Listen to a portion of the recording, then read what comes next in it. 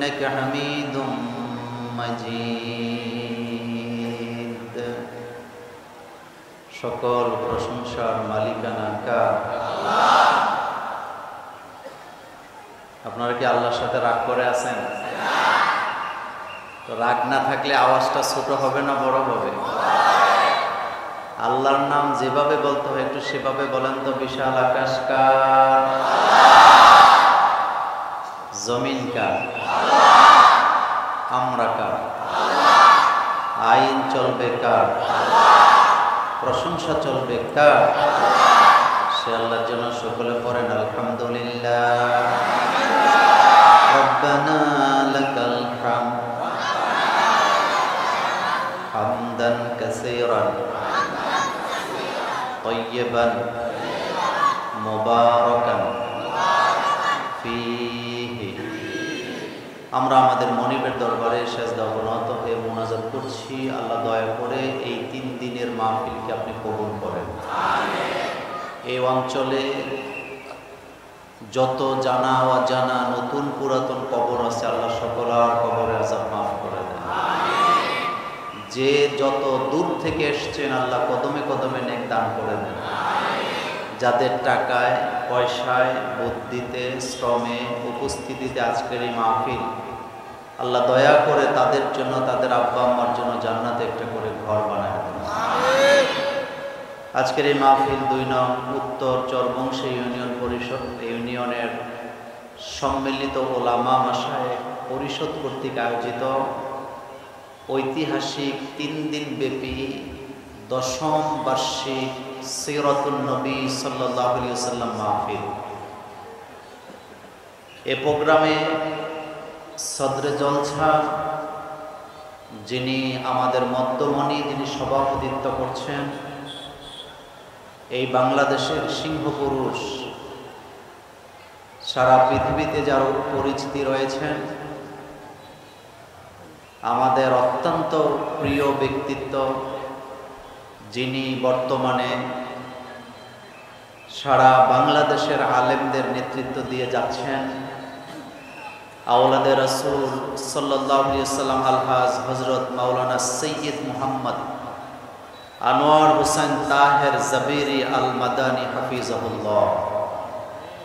আমরা দোয়া করছি আল্লাহ যেন মুহতারামের হায়াতকে লম্বা করে দেন, তার কণ্ঠকে যেন আল্লাহ হেফাজত করেন।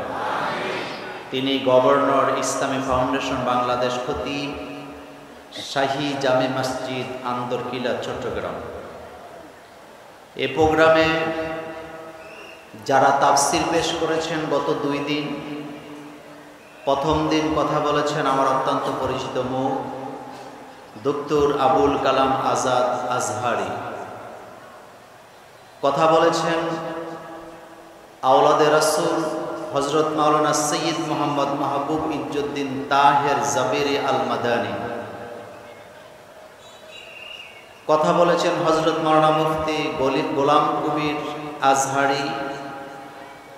কথা বলেছেন আওলাদে রাসূল সাল্লাল্লাহু আলাইহি ওয়াসাল্লাম আলহাজ হযরত মাওলানা সৈয়দ মোহাম্মদ তাহের ইজ্জুদ্দিন তাহের জাবিরি আল মাদানী।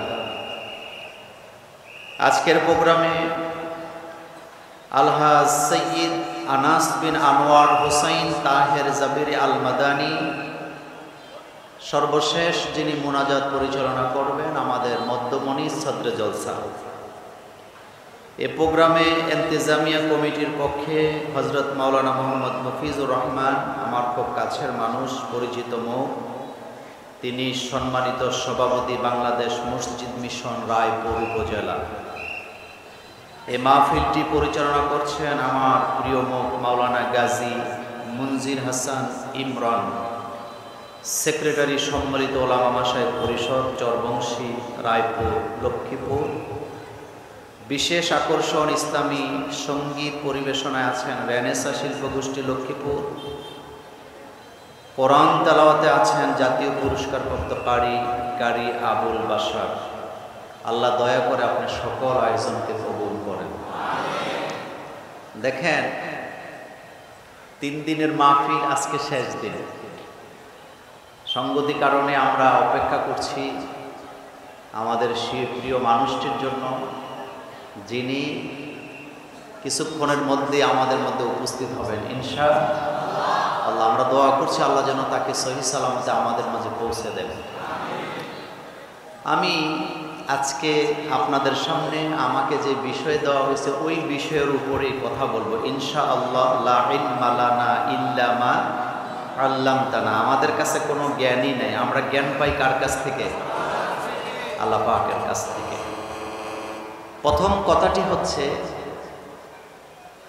আমাদের সামনে যে কোরআন আপনারা দেখতে পাচ্ছেন, এই কোরআনটি হচ্ছে রাসূলুল্লাহ সাল্লাল্লাহু আলাইহি ওয়াসাল্লামের সিরাত, এতে কোনো সন্দেহ নেই। আম্মাজান আয়েশা সিদ্দিকা রাদিয়াল্লাহু তাআলা আনহাকে সাহাবারা প্রশ্ন করলেন যে, মা আয়েশা বলেন তো আল্লাহ রাসূল সাল্লাল্লাহু আলাইহি ওয়াসাল্লামের চরিত্র কেমন ছিল, তিনি কেমন ছিলেন, তার কথা, তার আচরণ, তার বাচনভঙ্গি, তার ব্যবহার, তার রাষ্ট্র পরিচালনা, পরিবার পরিচালনা, এই চরিত্র তিনার কেমন ছিল?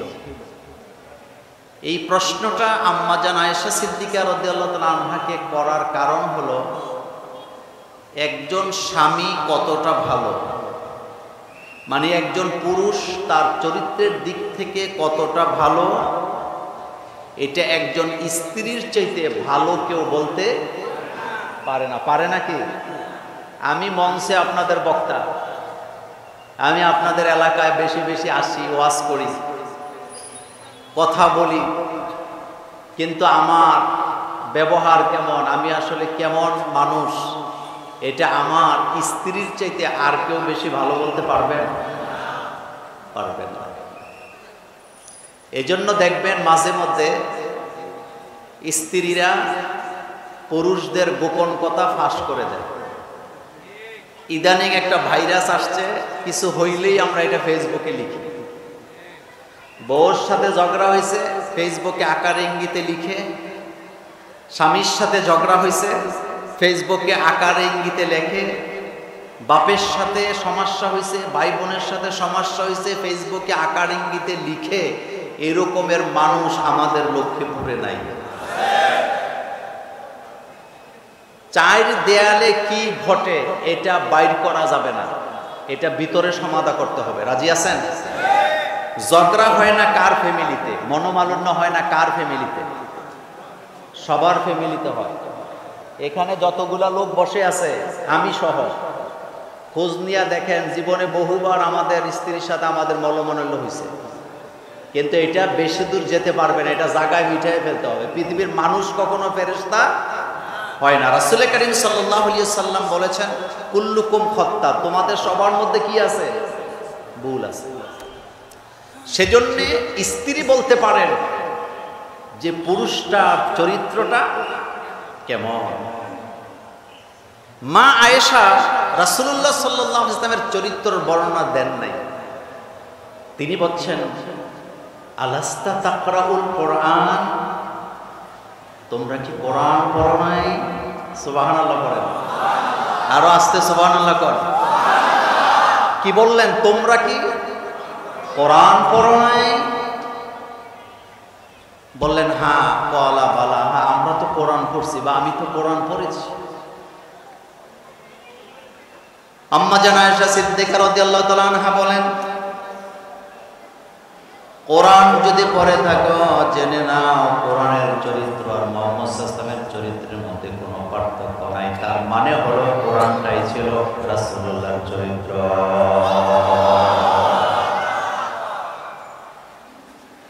কোরআন কি পবিত্র না অপবিত্র? রাসূল সাল্লাল্লাহু আলাইহি ওয়াসাল্লামের চরিত্র তাইলে কি পবিত্র না অপবিত্র?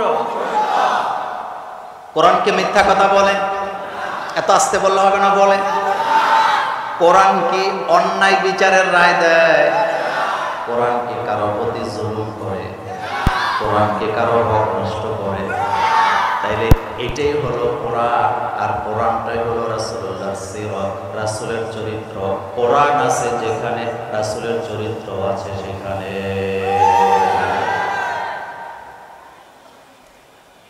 একটা মানুষকে যদি আপনি অবয় দেন, তাহলে কোরআন, আমি এই কথাটা এভাবে বলি, আপনাদের লক্ষ্মীপুরে জিলাপি আছে না? জিলাপি মাহফিলে আসলে আমাদেরকে অনেক সময় আমাদের ঘরের মানে লোকেরা বলে দেয় যে মাহফিল থেকে জিলাপি আইলেন। তো জিলাপি যদি বাংলায় লেখেন তাহলে কিভাবে বানান করতে হয়? বরিজ্ঞা জ রসিকার, ল আকার, প রসিকার বা দীর্ঘিকার, কোনটা হবে? দীর্ঘিকার, জিলাপি। এবার খেয়াল করেন, তাহলে জিলাপি তিনটা অক্ষরে একটা শব্দ। এই জিলাপি যদি কাগজে লিখে আপনারা চাবান, বৃষ্টি লাগবে? জিলাপির মতো লাগবে না? এটা শুধু কাগজে লেখা, এটা শুধু। তাহলে জিলাপি কি দিয়ে বানায়? আটা ময়দা, গুড় লাগে, গুড়ের জিলাপিটা মজা বেশি লাগে, কথা ঠিক কিনা? এরপরে এটা চিনির শিরার মধ্যে ভাজতে হয়, তেলের মধ্যে কি করতে হয়? তাইলে এটা প্র্যাকটিক্যালে যায়, এটা খাইলে মজা লাগে। এটা হলো জিলাপির নমুনা। তো কোরআন হচ্ছে একটা থিওরি, এটা লিখিত, ওই জিলাপির মতো এই রকমের লিখিত একটা জিনিস। আর এটাকে যদি একটা অবয় দেয় অথবা এটাকে যদি একটা স্বরূপ ধারণ করা, যেটা হবে সেটাই হলো মুহাম্মদুর রাসূলুল্লাহ সাল্লাল্লাহু আলাইহি ওয়াসাল্লাম। রাসূল কেমন ছিলেন? রাসূল মানুষদেরকে ভালোবাসতেন, রাসূল শ্রমিকদেরকে ভালোবাসতেন, রাসূল নিজের স্ত্রীদেরকে ভালোবাসতেন, মেয়েদেরকে ভালোবাসতেন, সন্তানদেরকে ভালোবাসতেন, কাছের অধীনস্থদেরকে ভালোবাসতেন। কাউকে তিনি কখনো ধমকি দিয়ে কথা বলেন না। আম্মা জান আয়েশা সিদ্দিকা রাদিয়াল্লাহু তাআলা আনহা বলেন, রাসূল কখনো কোনো নারীর গায়ে হাত তোলেন নাই, রাসূল কখনো কোনো বাচ্চাদের গায়ে হাত তোলেন নাই, রাসূল কখনো কোনো কর্মচারীর গায়ে হাত তোলেন। তো রাসূলটা কেমন ছিল? আর আমরা সেই রাসূলের উম্মত। আমার আগে আমার ভাই, আমি আরো কয়েক জায়গায় আমার ভাইয়ের বক্তৃতা শুনেছি, অসাধারণ কথা বলেছেন। উনি যেই কথাগুলা বলেছেন, এই কথাগুলা বাংলাদেশে এমনও বক্তা আছে 3 ঘন্টায় ওগুলো বলতে পারে না। কারণ অনেক বক্তা আছে কথা বলতেই আছে, কিচ্ছা কাহিনী, গান টান, এরকমের বক্তা আছে না? ওদেরকে আমি হিংসা করতেছি না, কিন্তু আমার ভাই যে কথাগুলা বললেন, সত্যি আমি চাতক পাখির মতো চেয়ে চেয়ে শুনছিলাম। আমি প্রথমে রোমে থাকতে মনে করছি কোনো আলেম বোধহয় বক্তৃতা দিচ্ছে, কিন্তু এখানে এসে দেখি আরে এ তো ওই লোক যার সাথে আমার অতীতে আরো অনেক মাহফিলে দেখা হয়েছে। আলহামদুলিল্লাহ, আমরা দোয়া করি আল্লাহ যেন আমার ভাইকে সর্বদিক থেকে কোরআনের জন্য কবুল করেন। তো রাসূলের চরিত্র মানে হলো কি? কোরআন। এবার আসেন, আমাকে যে সাবজেক্টটা দিলেন যে সফল রাষ্ট্রনায়ক হিসাবে মুহাম্মদ সাল্লাল্লাহু আলাইহি ওয়াসাল্লামের চরিত্র কেমন ছিল, তার আচরণটা কেমন ছিল, তিনি কিভাবে সফল রাষ্ট্রনায়ক হইলেন, এই ব্যাপারটাতে যাওয়ার আগে আরেকটা জিনিস বুঝেন। সেটা হলো রাসূলের জীবনটা 2 ভাগে বিভক্ত। একটা হলো মাক্কি, আরেকটা হলো মাদানী। মাক্কি জীবন নিয়ে যদি আপনি আলোচনা করেন, তাইলে রাসূল সাল্লাল্লাহু আলাইহি ওয়াসাল্লামের রাষ্ট্রীয় জীবনের আলোচনা আসার কোনো সম্ভাবনা নাই। কারণ মাক্কি জীবনের সূরা আয়াত আখিরাতের কথা, মৃত্যুর কথা, কবরের আযাবের কথা, জাহান্নামের কথা, জান্নাতের কথা, জীবনের কথা, আকাশের কথা, জমিনের কথা, আদম আলাইহিস সালামকে সৃষ্টির আগের কথা, আদম আলাইহিস সালামকে সৃষ্টির পরের কথা, কিয়ামতের আগের কথা, কিয়ামতের পরের কথা দিয়া মাক্কি জীবনের সূরাগুলোকে আল্লাহ সাজায় দিয়েছে। কিন্তু মাদানী জীবনে যখন রাসূল গেলেন, পরিবেশ কি আগের মতো আছে না বদলে গেছে? আমার আলোচনার আজকের প্রথম পয়েন্টটা হচ্ছে, ইদানিং কিছু ভাইদেরকে বলতে শোনা যায় যে আমাদের দেশের কিছু হুজুরেরা ক্ষমতার জন্য পাগল হয়ে গেছে, তারা কি জানে না আল্লাহর কাছে ক্ষমতা চাইয়া নেওয়া যায় না? নবীরা তো আল্লাহর কাছে ক্ষমতা চাইয়া নেয় নাই। আমি নিজেকে কখনো বড় আলেম দাবি করি না, এটা আপনারা জানেন। এবং আরেকটা কথা হচ্ছে, আমি সবচেয়ে বেশি মাহফিল করি আপনাদের লক্ষ্মীপুর, নোয়াখালী, ফেনী আর হচ্ছে কুমিল্লা। তার মধ্যে নোয়াখালীতে আমি বেশি মাহফিল করি আর লক্ষ্মীপুরে। একটা কথা, আমি কখনো নিজেকে আলেম দাবি করি না, কিন্তু আমার যতটুকুন পড়াশোনা আছে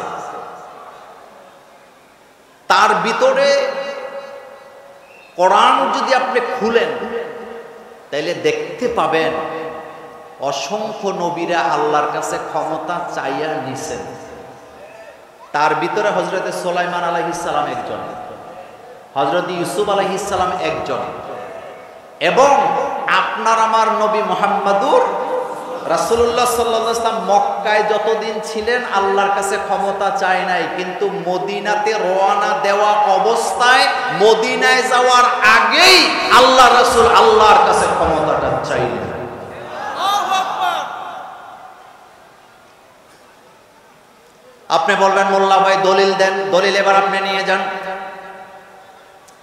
আল্লাহর নবী যেদিন মক্কা থেকে মদিনায় হিজরত করতেছিলেন ওই দিনটাতে রাসূলুল্লাহ সাল্লাল্লাহু আলাইহি ওয়াসাল্লাম নিঃসন্দেহে বিপদে ছিলেন। ছিলেন কিনা? কাফেররা রাসূলকে চতুর্দিক থেকে ঘেরাও করেছে হত্যা করার জন্য। আল্লাহর নবী সেখান থেকে হযরত আবু বকর সিদ্দিককে নিয়ে রওনা দিলেন। মক্কা থেকে মদিনা পশ্চিম উত্তর কর্নারে, কিন্তু রাসূলুল্লাহ সাল্লাল্লাহু আলাইহি ওয়াসাল্লাম মদিনাতে হিজরত করতে যাবেন, কিন্তু মদিনার দিকে রাসূল যায় নাই। আল্লাহর নবী উল্টা দিকে গারে সুরে চলে গেছে। সুবহানাল্লাহ। রাসূল চাইছে পরিবেশটা ঠান্ডা হোক। সুবহানাল্লাহ পড়েন। আচ্ছা, আলেমরা বলেন রাসূল সাল্লাল্লাহু আলাইহি ওয়াসাল্লাম মদিনায় হিজরত করবে, তো মদিনার দিকেই তো যাওয়ার কথা ছিল, কিন্তু রাসূল কোন দিকে গেলেন? উল্টা দিকে। এটা রাসূল সাল্লাল্লাহু আলাইহি ওয়াসাল্লাম কৌশল করলেন যাতে পরিবেশটা কি হয়? ঠান্ডা হয়, তারা যাতে খুঁজাখুঁজি করে একটু ঠান্ডা হয়ে যায়। কিন্তু এখানে আমার মূল আলোচনা না। এখন দেখেন আল্লাহ রাসূল সাল্লাল্লাহু আলাইহি ওয়াসাল্লাম বিপদে আছে, তিনি তো দোয়া ইউনুস পড়ার কথা নাকি? মানে আমরা বিপদে পড়লে কি পড়ি? কথা কর না কেন, কি পড়ি? তা আল্লাহর নবীও তো দোয়া ইউনুস পড়ার কথা, কিন্তু আল্লাহর নবী তো দোয়া ইউনুস পড়তেছে না। নবী যেটা আরেকটা দোয়া করতেছে, সেই দোয়া হলো অকুর রাব্বি আদখিলনি মুদখালা সিদকিন ওয়া আখরিজনি মুখরাজা সিদকিন ওয়াজআলনি মিন লাদুনকা সুলতানান নাসীরা। আল্লাহ তুমি আমাকে খারাপ জায়গা থেকে ভালো জায়গায় নিয়ে যাও। পুরো আয়াতের ব্যাখ্যা করব না, সর্বশেষ বললেন আল্লাহ তুমি আমাকে সুলতানে নাসির দান করো। আর সুলতানে নাসিরের অর্থ যদি আপনি দেখেন, তাফসীর যদি দেখেন, তাফসীরে তাবারি, তাফসীর ইবনে কাসির সহ যতগুলা তাফসীর আপনি পড়বেন, সুলতানে নাসিরের অর্থ হলো তুমি আমাকে নির্বাহী ক্ষমতাটা আমার হাতে উঠায়া দাও। আল্লাহু আকবার বলেন। অকুর রব্বি আদখিলনি মুদখালা সিদকিন ওয়া আখরিজনি মুখরাজা সিদকিন ওয়াজআলনি, বলেন ওয়াজআলনি মিন লাদুনকা সুলতানান নাসীরা। তুমি আমাকে সুলতানে নাসির দান করো। তার মানে 1 কোটি বার আল্লাহর কাছে ক্ষমতা চাওয়া জায়েজ আছে, তবে ক্ষমতা মানুষের কাছে চাওয়া যাবে না। ক্ষমতা কেন চাইবেন? কারণটা এবার বলেন। আপনাদের এই থানার নাম কি? এই রায়পুর থানায় একজন ওসি আছে নাকি নাই? আপনাদের রায়পুর থানায় গাজাখুর আছে নি? আছে। আমি মোল্লা নাজিম যদি আজকে ঘোষণা দেই যে আগামী দিন সকাল থেকে সন্ধ্যা পর্যন্ত রায়পুর উপজেলায় কোনো অটোরিকশা চলবে না, আমার কথা কেউ মানবেন? তবেন মোল্লা ভাই আপনি মোল্লাগিরি করেন, ওয়াজ করবেন, এত বড় নির্বাহী আদেশ দেওয়ার ক্ষমতা আপনার নাই। এটা দিতে পারে ডিসি সাহেব অথবা এমপি সাহেব। আমি মোল্লা নাজিম অর্ডার দিলে আপনি কেন মানলেন না? কারণ আমার হাতে নির্বাহী ক্ষমতা নাই। কিন্তু ডিসি কি বলে, ওসি সাহেবের কাছে আছে না নাই? আছে।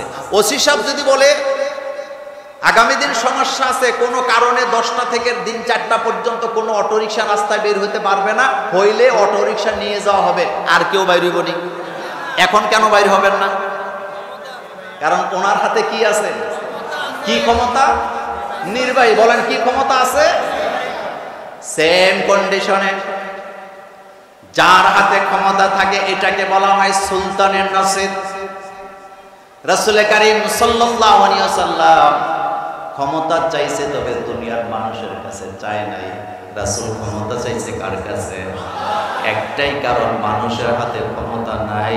ক্ষমতা মূলত কার হাতে? তাবারাকাল্লাযী বিয়াদিহিল মুলক ওয়া হুয়া আলা কুল্লি শাইইন কদির। ক্ষমতা কার হাতে? আচ্ছা, ক্ষমতা যে আল্লাহর হাতে, একটু বুঝেন তো। আপনাদের এখানে নদী ভাঙে না? কথা কয় না, পেছনের ভাইয়েরা কথাই কয়। নদী ভাঙে? আচ্ছা, মনে করেন আমাদের বড় ভাই সহ আমার মতো, আমারও পেটটা একটু বড়, আমার শরীরের চেয়ে পেট মোটা। এটা আপনারা বলেন না, ঘরে গেলে আমার বলে। আচ্ছা, মনে করেন আমার দেশে যত ফ্যাটওয়ালা মানুষ আছে সবদের যদি সামনে দেই, আর আপনারা যাদের পেট ছোট আছে, কয়েক কোটি মানুষ, আপনারা যদি পেছনে থাকেন, থাইকা যদি বলেন, এই নদী তুই কি জানিস না ক্ষমতার মালিক জনগণ, খবরদার সামনের দিকে 1 ইঞ্চি মাটি ভাঙবি না, তাইলে কিন্তু তোর খবর আছে। নদী বোধহয় ভয় পাইবে। হ্যাঁ, আমার এক মুরব্বী বলছে বেশি করে ভাঙবো। কথা কিন্তু ঠিক, কথা ঠিক কিনা? কিন্তু আল্লাহ যদি বলেন ওই নদী লক্ষ্মীপুরে রায়পুরের 1 ইঞ্চি মাটি, 1 চিমটি মাটিও ভাঙার ক্ষমতা তার নাই, ভাঙতে পারবে? আর জোরে বলেন, পারবে নাকি? পারবে না, কারণ একটাই, ক্ষমতাটা কার হাতে? তো ক্ষমতা যার হাতে আছে তার কাছে আপনি ক্ষমতা চাইবেন, যাদের কাছে ক্ষমতা নাই আপনি তাদের কাছে চাইবেন না, চাওয়াটাই শিরক। এই জন্য আল্লাহ আমাদেরকে আগেই বুঝাই দিছে, তাবারাকাল্লাযী বিয়াদিহিল মুলক ওয়া হুয়া আলা কুল্লি শাইইন কাদির। ক্ষমতা কার? রাজত্ব কার? এই 1 নাম্বার পয়েন্টে আমার কথা শেষ। তাহলে বোঝা গেল ক্ষমতা চাওয়া জায়েজ, তবে কার কাছে? কালকে সকালে আবার ফতুয়া দিয়েন না যে মোল্লা ভাই বলে গেছে ক্ষমতা চাওয়া জায়েজ আছে। আমি বলছি ক্ষমতা চাওয়া জায়েজ আছে, তবে মানুষের কাছে না। এটা কার কাছে? আল্লাহর কাছে। রাসূল সাল্লাল্লাহু আলাইহি ওয়াসাল্লাম ক্ষমতা চাইছে কার কাছে? 2 নাম্বার কথা, নবীদের মধ্যে অনেক নবী রাষ্ট্র চালাইছে নাকি চালায় নাই? ইউসুফ আলাইহিস সালাম বোধহয় চালাই নাই। আমি তো সব নবীর কথা বলবো না, কয়েকজন নবীর কথা বলি। যেমন হযরত ইউসুফ আলাইহিস সালাম যে রাষ্ট্র চালাইছেন তার একটা প্রমাণ আপনি নেন। ইউসুফ আলাইহিস সালামকে যখন আল্লাহ পাক রাষ্ট্র ক্ষমতায় বসালেন, তিনি প্রথমে কিন্তু রাষ্ট্রপ্রধান হন নাই, তিনি প্রথমে হয়েছে অর্থমন্ত্রী। মানে এটা আল্লাহ পাক ধাপে ধাপে দিয়েছেন, অর্থমন্ত্রী থেকে তিনি রাষ্ট্রপ্রধান হয়েছেন। কিন্তু মজার ব্যাপার হলো, রাষ্ট্রপ্রধান হওয়ার পরে হযরত ইউসুফ আলাইহিস সালাম আল্লাহকে ভুলে যায় নাই, মানুষের কথা ভুলে যায় নাই। হযরত ইউসুফ আলাইহিস সালাম রাষ্ট্রপ্রধান হওয়ার পরে আল্লাহকে বলতেছেন, রব্বি কদ আতাইতানি মিনাল মুলকি ওয়া আল্লামতানি মিন তাওয়িলিল আহাদিস। আয় আল্লাহ, রাষ্ট্রপ্রধান আমি হতে চাই নাই, তুমি আমাকে রাষ্ট্রপ্রধান বানাইছো। রব্বি, আয় আমার রব, কদ আতাইতানি মিনাল মুলকি, তুমি আমাকে রাজত্ব দিছো। তাইলে বলেন রাজত্ব কে দেয়? রাজত্ব কে দেয়? রব্বি, আয় আমার রব, কদ আতাইতানি, আপনি আমাকে অবশ্যই দিয়েছেন মুলক। মুলক শব্দের অর্থ কি বলেন তো? এটা যারা ভিক্ষা করে তারাও জানে। হযরত ইউসুফ আলাইহিস সালাম বললেন, ওয়া আল্লামতানি মিন তাওয়িলিল আহাদিস, আয় আল্লাহ, রাষ্ট্র কিভাবে চালাইতে হয় আমি জানতাম না, রাষ্ট্র চালানোর পদ্ধতিটাও তুমি আমাকে শিখাইছো।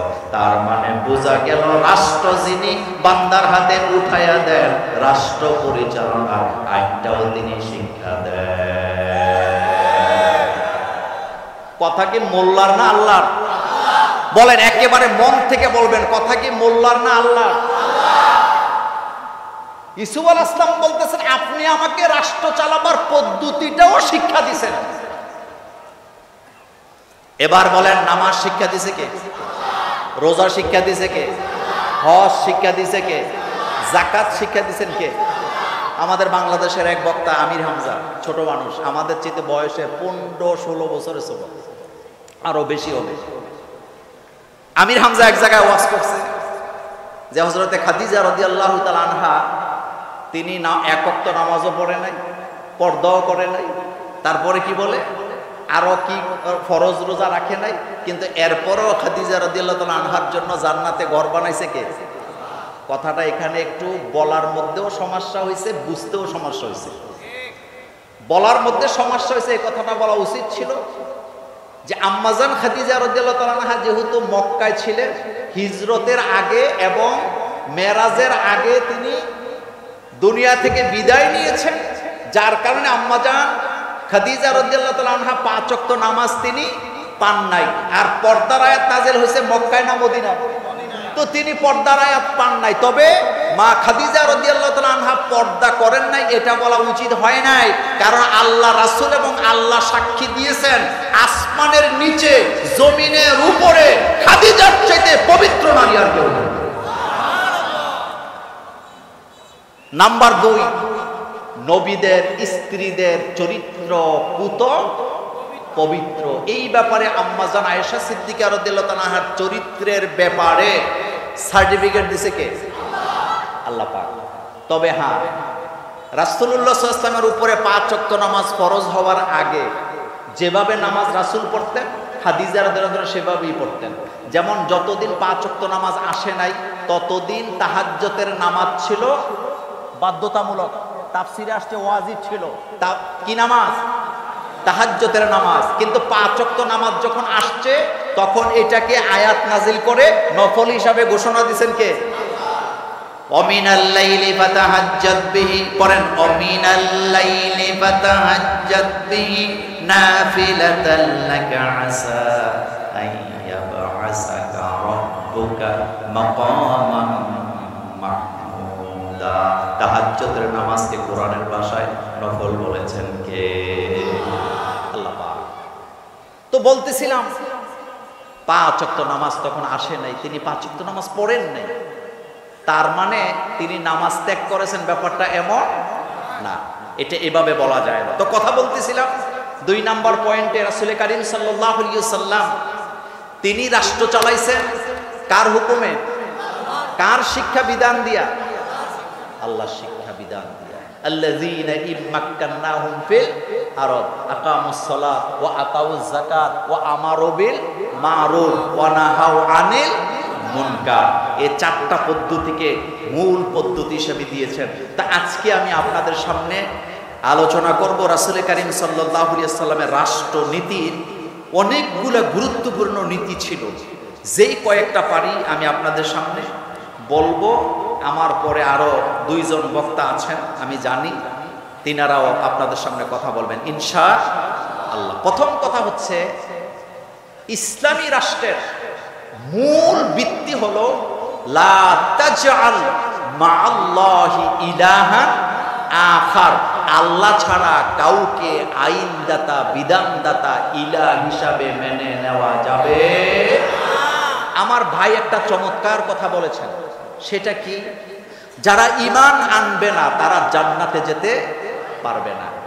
শুনেন, ডাক্তার জাকির নায়েক নাম শুনছেন? মাথাটা কেমন? মাথাটা কেমন? এটা কম্পিউটার, কম্পিউটারের চেয়েও বেশি। এবার শোনেন, জাকির নায়েকের প্রশংসা করতেছি না, কথা বুঝেন। জাকির নায়েকের বিরোধী করে না, বিরোধিতা করে লাভ নাই, কারণ আপনি চলেন জমিন দিয়ে, জাকির নায়েক চলে আসমানের উপর দিয়ে। আপনার বক্তব্য শুনে বাংলাভাষী মানুষ আর জাকির নায়েকের বক্তব্য 152টা ভাষায় মানে কি ডাবিং করে সারা পৃথিবীতে শোনানো হয়। কয়টা বলছি? 100। পৃথিবীর কোন বক্তার বক্তব্য 152টা ভাষায় ডাবিং করা হয় নাই। তা আমি আপনি বিরোধিতা করে কোনো লাভ আছে না। আচ্ছা, যেই কথাটা বলছিলাম আমার ভাইয়ের কথা ধরে, জাকির নায়েক একজন ভারতের হিন্দু নারী প্রশ্ন করলেন, এই প্রশ্নের জবাব শুনে সে কালিমা পড়ে মুসলমান হয়েছিলেন। সেটা কি? সে বলেন, আচ্ছা আমরা হিন্দুরা মক্কা মদিনায় যেতে পারি নাই, কিন্তু আপনারা পারেন না, পারেন, অথচ আপনিই বলেন স্রষ্টা একজন, তিনি কে? তা আপনারা যেহেতু আপনি যেহেতু মানুষ, আমিও মানুষ, পার্থক্য হলো আপনি মুসলমান, আমি হিন্দু, কিন্তু স্রষ্টা তো একজন, তাহলে আমরা কেন মক্কায় যেতে পারবো না? পৃথিবীর কোন ধর্মের লোকেরা তাদের ধর্মীয় কিতাব মুখস্থ করতে পারছে? কিন্তু আমাদের ভাইয়েরা পারছে নাকি পারে নাই? আচ্ছা, এখন তারা শেষ পর্যন্ত বাধ্য হয়েছে, কোম্পানি চুক্তি করছে, ঠিক আছে আপনাদের ইঞ্জিনিয়ার দেন। আমি ওই পুরা ঘটনা বলবো না, আপনি ইন্টারনেটে ঢুকলে এটা পাবেন। ঘড়ি কোম্পানির মালিক মানে ঘড়ি কোম্পানি ঘোষণা দিছে পরবর্তীতে যে আমরা আমাদের চিন্তা চেতনায় ঘড়িটা যেভাবে ফিট করার কথা ছিল, মুসলিম ইঞ্জিনিয়াররা 100 আমাদের মতো করে এটা ফিট করে দিয়েছে। তো জাকির নায়েক সব উত্তর দিছিলেন যে আচ্ছা বোন, আপনিও ভারতের নাগরিক, আমিও ভারতের নাগরিক, সেনা প্রধানও ভারতের নাগরিক, তা আপনি কি ক্যান্টনমেন্টে সব জায়গায় যাইতে পারেন? কয় না, যেতে তো পারি না। তো যেতে যদি না পারেন, আমিও তো পারি না, কিন্তু সেনা প্রধান তো যায়। তার মনে বোঝা গেল পৃথিবীতে অনেক জায়গা আছে, নামে ভেদে কর্মের কারণে এক জায়গায় যাওয়া যায়, আর এক জায়গায় যাওয়ার অনুমতি নাই। এখন আপনি চিন্তা করেন, জান্নাতে যেতে হলে কালিমা পড়া লাগবে। বলেন কি পড়া লাগবে? কালিমা পড়া লাগবে। আর মক্কা মদিনায় প্রবেশ করতে হলে কি লাগবে? মুমিন হওয়া লাগবে। সুতরাং আপনি শুধু ঘোষণা দেন আশহাদু আল্লা ইলাহা ইল্লাল্লাহ ওয়া আশহাদু আন্না মুহাম্মাদান আবদুহু ওয়া রাসূলুহু, আপনার জন্য জান্নাতের দরওয়াজাও খোলা, মক্কা মদিনার দরওয়াজাও খোলা।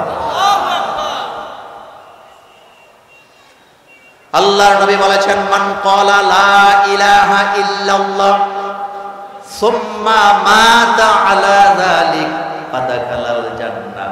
আল্লাহর নবী বলেছেন, যে ব্যক্তি ঘোষণা দিল লা ইলাহা ইল্লাল্লাহ, এই কথার উপরে মারা গেল, ওই লোকটা জান্নাতে চলে যাবে। করেন লা ইলাহা, জোরে লা ইলাহা, লা ইলাহা ইল্লাল্লাহ মুহাম্মাদুর রাসূলুল্লাহ সাল্লাল্লাহু আলাইহি ওয়াসাল্লাম। আমার কলিজার ভাইয়েরা, জান্নাতে যাওয়ার জন্য মুমিন হওয়ার দরকার আছে না? তো রাসূল করিম সাল্লাল্লাহু আলাইহি ওয়াসাল্লামের রাজত্বের মক্কা রাষ্ট্রের প্রধান আকীদা ছিল আল্লাহ ছাড়া কাউকে আইনদাতা বিধানদাতা মানা যাবে না। তার মানে বোঝা গেল আইন নিতে হবে কার কাছ থেকে? মনোযোগ আছে? এটাই হলো লা তাজাল মা আল্লাহি ইলাহান আখার। আমাদের দেশের আমরা অনেক চালাক, সেটা কি জানেন? আমরা যখন লা ইলাহা ইল্লাল্লাহর তরজমা করি বা বাংলা করি, তখন আমরা কিন্তু আরবিটাই বলি, বাংলাটা বলি না। এ কথা সত্য না মিথ্যা? দেখবেন ম্যাক্সিমাম মসজিদের খতিব সাহেব তরজমা করতেছে লা ইলাহা ইল্লাল্লাহ, আল্লাহ ছাড়া কোনো ইলা নাই। আচ্ছা আপনারা বলেন তো, ইলাটা কি বাংলা না আরবি? বলেন, হুজুররা বলেন, বাংলা না আরবি? তো উনি এটা বাংলা বলে না কেন? কারণ কি জানেন? বাংলা বললে বিপদ। বাংলা বললে বাইতুল মুকাররমের খতিব মরহুম ওবায়দুল হক সাহেব, না আপনাদের মনে আছে? লক্ষ লক্ষ আলেমের উস্তাদ, সিংহ পুরুষ, তিনি বাইতুল মুকাররমের মসজিদে খুতবা দিছেন। খুতবা দিতে যাইয়া তিনি দ্বিতীয় খুতবার ভিতরে অমুসলিমদের জন্য বদদোয়া আছে নাকি নাই? কথা কর না কেন? আল্লাহুম্মা দাম্মির, এইদিকে আমরা পড়ছি না, আল্লাহ শিখাইছে আমাদেরকে। তো তিনি তো অমুসলিমদেরকে দারুণ ভাবে বদদোয়া দিছে।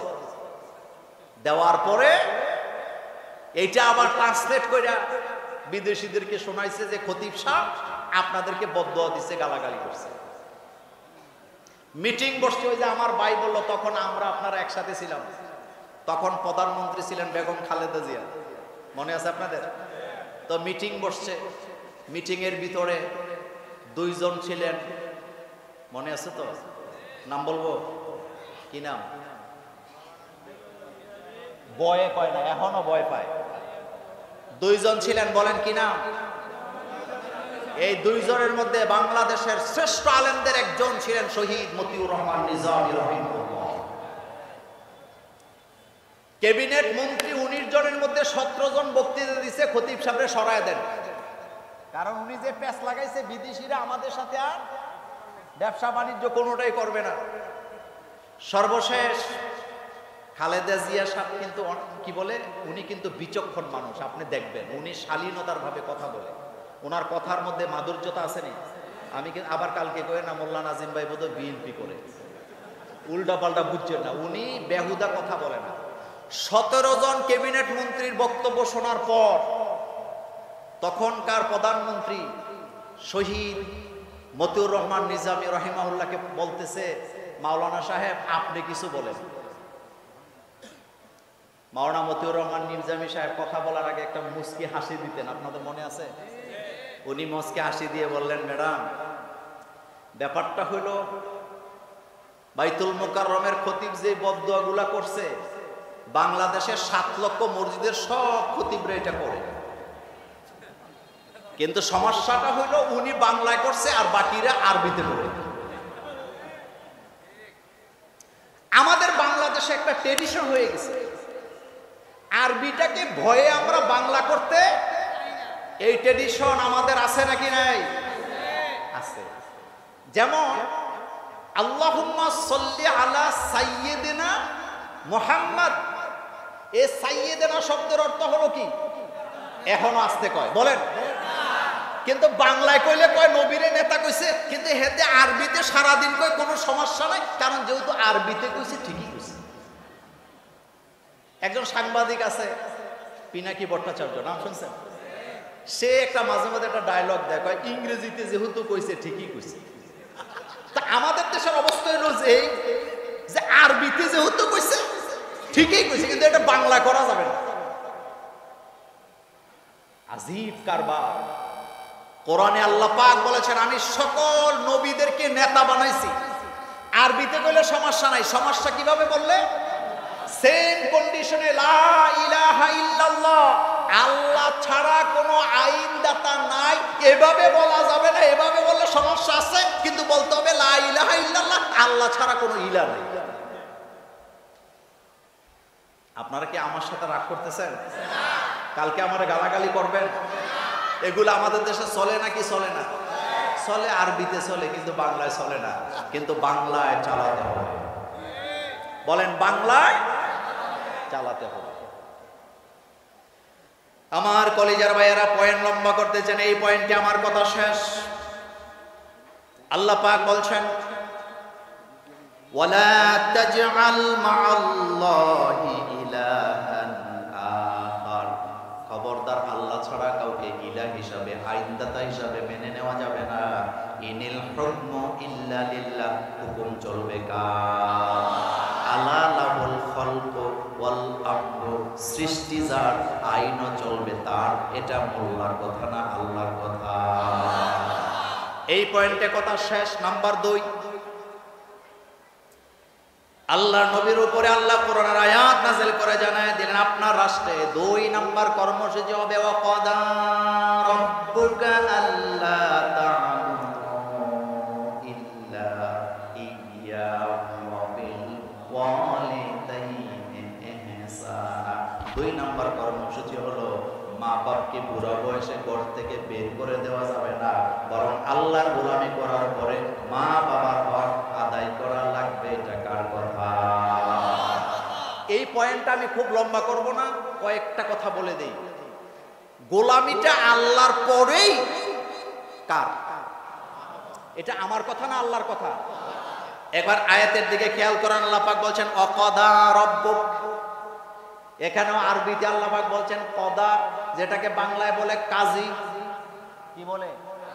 এই কাজী মানে আপনাদের বিয়া যে পড়ায় হে না, আমাদের দেশে মূলত যারা নেকা রেজিস্টার তাদেরকে কাজী কয়, কিন্তু আসলে উনি কাজী না। এই এলাকায় কাজী আছে না? আবার আমার বিরুদ্ধে লাগবে না, আমি নিজেও একজন মুসলিম ম্যারেজ রেজিস্টার। আন্দাজি লাগে না, কাজী বলা হয় যে বিচারের রায় দেয়। আলেমরা বলেন কথা কি ঠিক আছে? আর যিনি আমাদের দেশে কাবিন লিখে, উনি মূলত নিকা রেজিস্টার। উনি মূলত কি নেকা, মানে উনি বিয়ে তালাককে কি করে? রেজিস্ট্রি করে। ওনার নিয়োগনামার মধ্যে এটা আছে নাকি নাই? এটা আছে। উনি কাজী না, তো আমাদেরকে বলে এটা হলো বোনাস আর কি। আসেন, তো আল্লাহ পাক বলছেন অকদা, এই কাজাটা, এই কাজীটা আল্লাহ পাকের সিফত। সুবহানাল্লাহ পড়েন। কার সিফত? আর কাজী বলা হয় যিনি কি দেয়, রায় দেয়, তবে মুখে না, কি দিয়া, লিখিত। বলেন কি দিয়া? এবার খেয়াল করেন, আল্লাহ পাক বলছেন ওয়াকাদা রাব্বুকা আল্লা তা'বুদু ইল্লা ইয়্যাহু ওয়া বিল ওয়ালিদাইনি ইহসানা। আর আপনার রব কাজী হইয়া ফয়সালা করে দিয়েছেন। কাজী এখানে কে? আরো জোরে বলেন কে? আল্লাহ কাজী। আমাদের দেশেও কাজী, কাজী শব্দের অর্থ হলো বিচারক, যিনি বিচারের রায় দেয়। আমাদের পৃথিবীতে বিভিন্ন আদালত আছে, বাংলাদেশেও আছে। হাইকোর্ট থেকে বিচারপতি রায় দিলেন অথবা সুপ্রিম কোর্ট থেকে বিচারপতি রায় দিলেন, এটা কি মুখে দেয় না লিখিত দেয়? মৌখিক রায়ের কোনো দাম নেই। বিচারপতি রায় দেওয়ার পরে আসামি পক্ষের আইনজীবী বিরুদ্ধে গেল বলে আমাদের আদালতের প্রতি কি আছে? আস্থা আছে, তবে আমরা এই রায়ের বিরুদ্ধে আপিল করব। যদি বলে রায় মানি না, তাহলে রাষ্ট্রদ্রোহী মামলা খাওয়ার সম্ভাবনা আছে না? এখন আপনারা বলেন, এখানে রায় দিছে কে? দুনিয়ার বিচারপতির রায় না মানলে যদি রাষ্ট্রদ্রোহী মামলা হয়, তাইলে আল্লাহর দেওয়া রায় না মানলে জাহান্নামে যাওয়ার সম্ভাবনা আছে না? এই আয়াতের ব্যাখ্যা করতে যাই তো রাসূল বলেছেন হুমা জান্নাতুকা ওয়া নারুকা, এই দুইটাই তোমার জান্নাত, এই দুইটাই তোমার জাহান্নাম। এখন একটু কথা বুঝেন, আমার দিকে তাকান। আপনার আব্বা একজন কৃষক অথবা মাঝি, নৌকা চালায় খায় অথবা মাছ ধরে খায়। আপনার আব্বাকে এই জায়গায় দাঁড়া করা, এই জায়গায়। কাবা শরীফের ইমাম মর্যাদা কম না বেশি? এলেম কম না বেশি? সম্মান কম না বেশি? আচ্ছা, কাবা শরীফের ইমামের কাছে গেলাম না, আমাদের আওলাদের রাসূলের কাছে যাই। আওলাদের রাসূলকে আমার ডান পাশে দাঁড়া করা, আপনার বাম পাশে দাঁড়িয়ে আছে আপনার বাবা, আপনার ডান পাশে দাঁড়িয়ে আছে আওলাদের রাসূল। জান্নাত কি আপনার বাপের কাছে না আওলাদের রাসূলের কাছে? আসতে কয়। তা আপনার বাপ না মাঝি, আপনার মা না মাটি, আপনার বাবা না রিকশা চালায়, আপনার আব্বা না মাছ ধরে খায়। আল্লাহ বলে বান্দারে, এটা কৃষক হোক, এটা মাঝি হোক, এটা মাটি কেটে খা, এটা কথা বলতে না পারো, বাপের খেদমত কর, নতুবা জান্নাতে যেতে পারবি না। এই পৃথিবীতে ইংল্যান্ডের রানী যিনি হয়, তার কোনো পাসপোর্ট লাগে না। মর্যাদা কম না বেশি? পাওয়ার কম না বেশি? যেমন রানী এলিজাবেথ, তার কোনো পাসপোর্ট লাগে না। একজন ব্যক্তি পৃথিবীতে পাসপোর্ট লাগে না। তাকে আপনি আপনার ডান পাশে দাঁড়া, বাম পাশে দাঁড়া করান। আর আপনার মা কথা বলতে পারে না, লেখাপড়া জানে না, নিজের নাম লিখতে পারে না, মানুষের বাড়িতে কাজ করে খায়। আপনার মাকে ডান পাশে দাঁড়া করান। রানী এলিজাবেথ যত মর্যাদার নারী হোক, যত পাওয়ারফুল হোক, জান্নাত কি আপনার মায়ের কাছে না রানী এলিজাবেথের কাছে?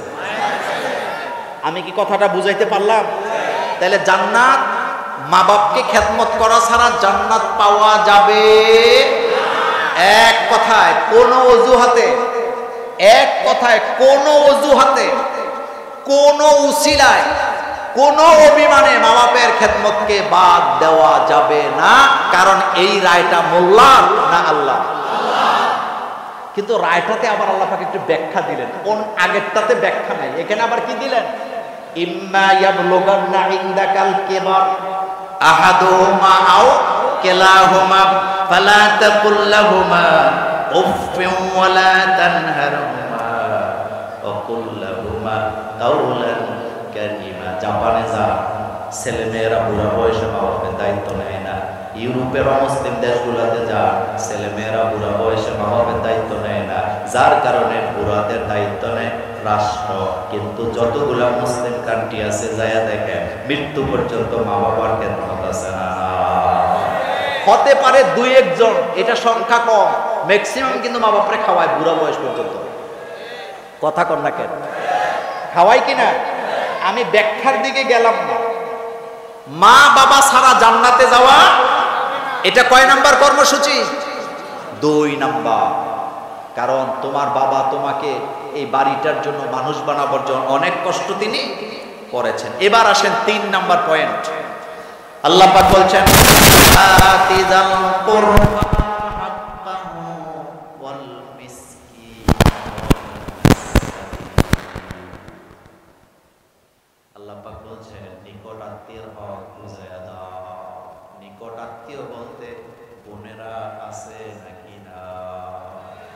আমি জানি এই কথাটা আপনারা নিতে পারবেন না, তাও আমি বলি। নামাজ পড়ে, রোজা রাখে, হজ করে, উমরা করে, মসজিদ বানায়, মাদ্রাসা বানায়, কবরস্থানের জন্য জমি দেয়, কিন্তু বোনদের হক দেয়। এই সংখ্যাটা কম নাকি বেশি হুজুর বলেন? কত বেশি? অনেক বেশি, অনেক বেশি। আলোচনা লম্বা করতে চাই না, যেহেতু এত লম্বা কথা বলার জন্য বসি নাই। একটা কথার জবাব দেন, বোনরা বাপের সম্পত্তিতে যে অধিকার পাবেন, এই রায়, এটা কি দুনিয়ার কোন আদালতের না আল্লাহর আদালতের? আমাদের বাংলাদেশে কিছু বুদ্ধিজীবী আছে, এগুলা বুদ্ধিতে পাকা, তবে অঙ্কে বড় কাঁচা। কথা কন না কেন? বুদ্ধিতে পাকা, বুদ্ধিতে পাকা দেখে তো পেছ লাগায়। এরকমের বুদ্ধিতে ওই না লোক আমাদের দেশে আসেনি। বুদ্ধি নিয়ে আজকে কথা নেই। একটা কথা শুনেন, বুদ্ধি যাত্রার কাছ থেকে নিয়েন না, বিপদে পড়বেন। দুই ভাই, কয় ভাই? বাপ মা মরে গেছে, সম্পদ রেখে গেছে দুইটা, একটা তাল গাছ আর একটা গাবি। সম্পদ কয়টা? তাল গাছ আর তো হেতা। দুই ভাই, জমি তো ভাগ করতে হবে, বাড়ি তো ভাগ করতে হবে, সম্পদ যা আছে ভাগ করবে। এলাকার বড় সর্দারের কাছে গেছে। সর্দার সাহেব কইছে, অসুবিধা নাই, একেবারে ইনসাফ করে ভাগ করে দিব, তোরে ঠকাবো না, অন্তত মনে রাখিস, সমস্যা নাই, কিছু চা পানির টাকা দিয়ে যাবে। আমাদের দেশে বিচার আচার করতে চা পানির টাকা লাগে, তবে এটা রায়পুর লক্ষ্মীপুরে লাগে না। তো চা পানির টাকা দিয়ে আইছে। আসার পরে দুই ভাইরে নিয়ে বসছে, পয়সা বলছে, শোন, এক মার গড়ি তো হইছ, এক বাপেরই তো জন্ম, তোরা আমাদের চোখের সামনে বড় হইছ, তোদের মতো ভালো পোলা পায় না দেখি নাই, কোনোদিন তো বেয়াদবি করিস নাই, আজকেও আমার রায়টা মেনে নিস, কোনো বেয়াদবি করিস না। দুই ভাই কি রাজি আছ? কয় হ্যাঁ রাজি আছি। কয় ঠিক আছে, ওই যেটা টাকা দিছে হেতেরে বলতেছে, ঠিক আছে, গাবি তো আর এইটা ভাগ করা যাবে না, গাবির মাথার অংশ তো আর ওই পায়ের অংশ তো। তার মানে যেটা টাকা দিছে ওইটারে দিছে পায়ের অংশ, আর যেটা টাকা দেয় না ওইটারে দিছে। এতে খুব খুশি হয়েছে, ভালাই হয়েছে, পাছা দেয় নাই, মাথা দিছে। বাকি আছে আর কোনটা? তাল গাছ। কয় শোন, তাল গাছের যেহেতু তোর ভাই, তুই গাবির আগা নিছ, তো তুই তাল গাছের কি নিবি? গোড়া নিবি, আগাটা তোর ভাইয়ের। তাহলে গাবির পাছা পাইছে একজনে, তাল গাছের পাছা পাইছে আরেকজনে, গাবির মাথা পাইছে একজন, তাল গাছের মাথা পাইছে। ইনসাফ করছে না বাস দিছে? পরে যায় যখন বউর কাছে কইছে, বউ কয়, তোমার মাথা এমনি গেল, তুমি কি বিচার মান্য আইলা? কয় বেশি কথা কস, ভাইয়ে ভাইয়ে ঝগড়া লাগা, চুপ কর। কিছু কিছু জায়গায় স্ত্রীর কথা মানতে হয়, এটা সুন্নত, মানবেন। শোনেন এবার, পরিশ্রম করে বেচারা মাস 6 মাস গাভীরে ঘাস খাওয়ায়। ওই যে মুখের মালিক দেখে, পাছার মালিক ওলাই কি খায়? দুধ খায়। আর তাল গাছে পানি দেয় ভাই একটা, আর আগার মালিক ওলাই কি খায়? বউ একদিন তারে বলতে চাইছে, শোনো, এত কষ্ট করে রৌদ্রের মধ্যে মেঘে পুইরা টুইরা এগুলো করো, তাল গাছে পানি দাও, গাভীরে খাবার খাওয়াও, এটা কাজ করো না, 2-3 দিন রেস্টে থাকো। কয় কেন? কারণ এটা তো তোমার গাভী, তোমার মুখের তুমি খাবার দিলে দিলা, না দিলে নাই, তাল গাছে পানি ঢাললে ঢাললা, না ঢাললে নাই, রেস্টে থাকো না কয়েকদিন, এটা তো তোমার অংশ। কয় কথা ঠিকই কইছো, শরীরটা হাঁপায় গেছে, একটু রেস্টে থাকে। গাভীর আজকে আর গা কালকেও দেয় নাই, গাভী আসে না গেছে, দুধ দুধ। এখন যায় বলতেছে, কিরে ভাই, গাভী তো শুকাই দিতেছে, তুই ঘাস খাওয়াস না কেন? এতে কয়, ভাই বেশি কথা কই না, তুই, আমি আমার আগা লইয়া আছি, তুমি তোমার পাছা লইয়া আছো, আমি আমার মুখেরে মাথারে ঘাস খাওয়াবি কে না খাওয়াবে এটা আমার ব্যাপার, কিন্তু তোমার পাছা লইয়া তুমি থাকো। তাল গাছে পানি দেয় না, তালও তো হবে না। কয় তালের বলে ইগুলি পড়ে যাচ্ছে পানি না দেওয়ার কারণে। কয় ভাই আমার গোড়া নিয়ে আমি আছি, তোমার আগা নিয়ে তুমি থাকো। সর্বনাশ, তো বুঝে গেছে। সর্দারের কাছে যায়, একবার সর্দার সাহেব এই ঘটনা কি করা, আর কিচ্ছুই করার নাই, এবার যে মিললে যাও। কষ্ট লাগে কি জানেন? আচ্ছা বলেন তো, আপনারা যারা আমার সামনে বসে আছেন, বাংলাদেশে চাঁদাবাজ বন্ধ হোক, আপনারা কি চান? চান না এরকম লোক তো নাই, কিন্তু এগুলো করে থাকে। একটা ঢাকা ইউনিভার্সিটি থেকে নাম দিছে ববগুড়ি। কি নাম দিছে? চিন্তা করেন শব্দ চয়ন কি। তো আচ্ছা, ঢাকা ভার্সিটি বাংলাদেশের সর্বোচ্চ বিদ্যাপীঠ না? এখানে গাঁজাখুরেরা থাকুক, আপনারা কি চান? এখানে ভবগুড়িরা, এটাকে পাগলখানা যে পাগলরা এখানে বাস করবে? এটা কি পতিতালয় যে এখানে নষ্টা নারীরা বাস করবে? তো এটা যখন সাদিক কাইমরা পরিষ্কার করতে গেলেন, আরেক দল এটার বিরোধিতা করার মানে হলো তারা দেশটা পরিচ্ছন্ন করতে চায় না, মতলব তাদের ভালো নয়, মতলব বড় খারাপ। মতলব বড় খারাপ। দেশটা তো আমাদের। কাতার 1971 সালে স্বাধীন হয়েছে, আমাদের থেকে কত আগে চলে গেছে। বাহরাইন 1971 সালে স্বাধীন হয়েছে, আমাদের থেকে তারা কত উপরে চলে গেছে। সিঙ্গাপুর আমাদের সময় স্বাধীন হয়েছে, কত উপরে চলে গেছে, অথচ আমরা এখনো পিছায় আছি। আছি কিনা? এগুলা পরিচ্ছন্ন হোক, আপনারা কি চান?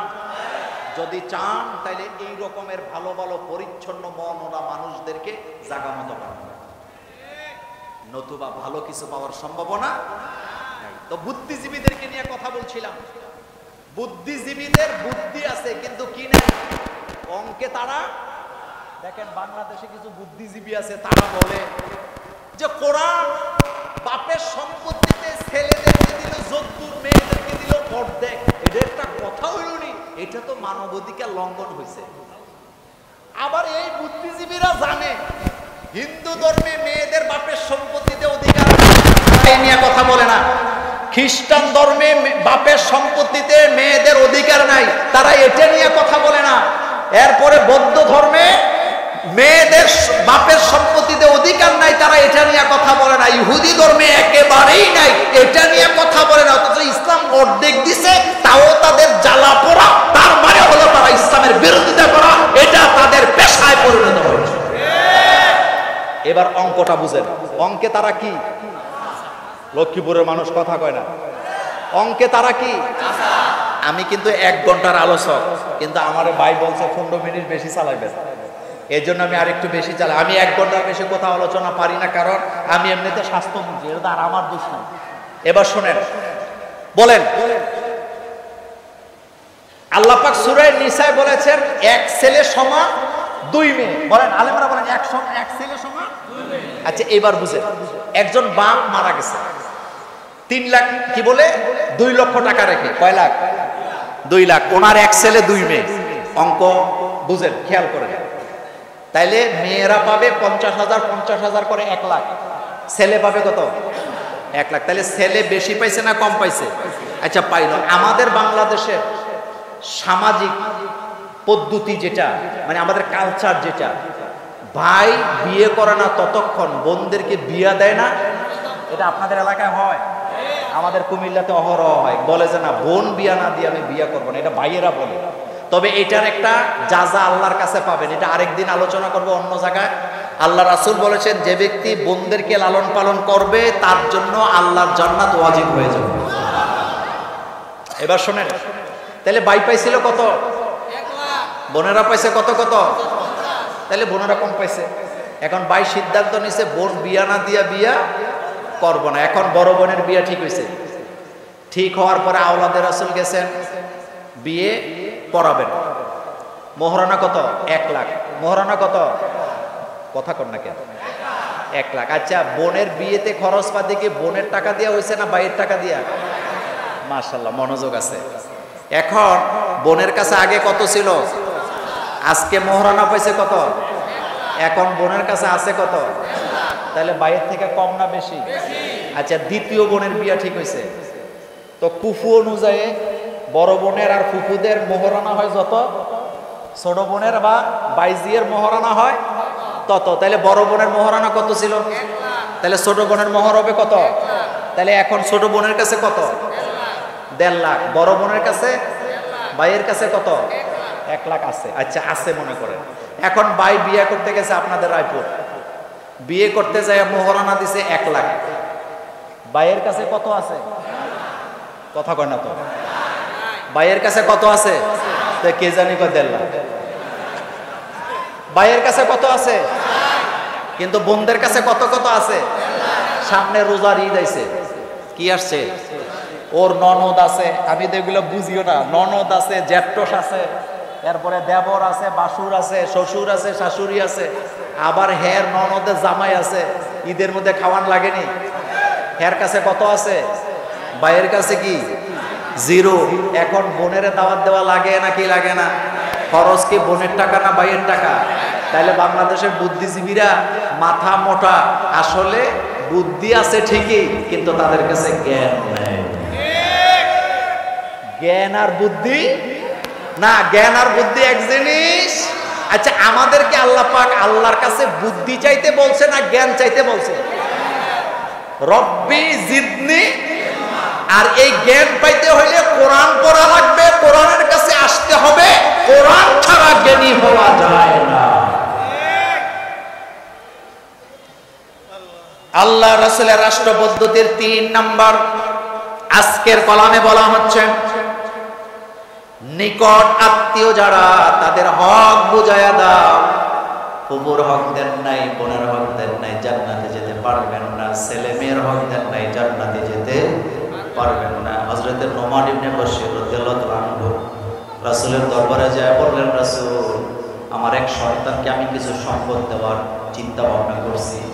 আল্লাহর নবী বললেন, তোমার কি আর কোনো সন্তান নাই? হুজুর আমার তো আরো বাচ্চা আছে। আল্লাহর নবী বললেন, সব বাচ্চাকে সমান সমান দিয়ে দাও। বিখ্যাত হাদিস, এটা আপনারা জানেন। নিকট আত্মীয়, একটা গুরুত্বপূর্ণ কথা শুনেন। অনেক ভাই আছে বোনদেরকে খাওয়ায় না, আপনাদের এই এলাকায় নাই। প্রথম কথা হলো, বোন আর বাগনিদেরকে যারা খাওয়ায় তাদের ঘরে বরকত বৃষ্টির মতো তাদের ঘরে নাজিল। আপনি বাড়িতে যায় দেখবেন, যে মনে করেন 3টা বা 2টা ভাই, একটা ভাই দেখবেন হেতে জীবনে বোনদেরকে একবেলা ভাত খাওয়ায় না, দেখবেন তার ঘরে ঠিক মতো লাইটও জ্বলে না। হেতের বাচ্চা ছোটটার পেট ব্যথা, বড়টার মাথা ব্যথা, এরপরে মাজ্জাটা সহ দেখে না। আর যেই ঘরে বোনেরা আসে সেই ঘরে আনন্দ আনন্দ বরকতে ভরা থাকে। কথা কি ঠিক বললাম? কথা কি ঠিক বললাম? বোনেরা যখন আসে, ভাগ্নিরা যখন আসে, বরকত নিয়ে আসে। বলেন কি নিয়ে আসে? বরকত নিয়ে আসে। বোনদেরকে খাওয়াবেন, বরকত বাড়াবে। আপনি বরকতের দোয়া করতেছেন, অথচ মেহমান দেখলে আপনি মুখ কালা করেন, আপনার ঘরে বরকত আসার কোনো সম্ভাবনা ওয়াতিজাল কুরবা। এর ভিতরে ফুফুরাও আছেন। ফুফুরা আসেনি? ফুফু আপনার কি হয়? ফুফু আপনার বাবার কি হয়? কথা তো নাকি, এটা আপনার রক্ত না? তার সাথে ভালো ব্যবহার করবেন। এরপরে অল মিসকিন, এমন এমন গরিব যারা মানুষের কাছে লজ্জায় হাত পাতে না, লজ্জায় হাত পাতে না, আপনি খুঁজে খুঁজে তাদের দায়িত্ব নেবেন। এরপরে আপনার সাবিল, আল্লাহর রাস্তায়, কার রাস্তায়? এরপরে বলা হয়েছে ওয়ালা তুবাজ্জির তাবযীরা, খবরদার অপচয় করা যাবে না। 2023 সালে সৌদি গভর্নমেন্ট তাদের দেশের অপচয়ের উপরে একটা হিসাব করলেন। কিসের উপরে?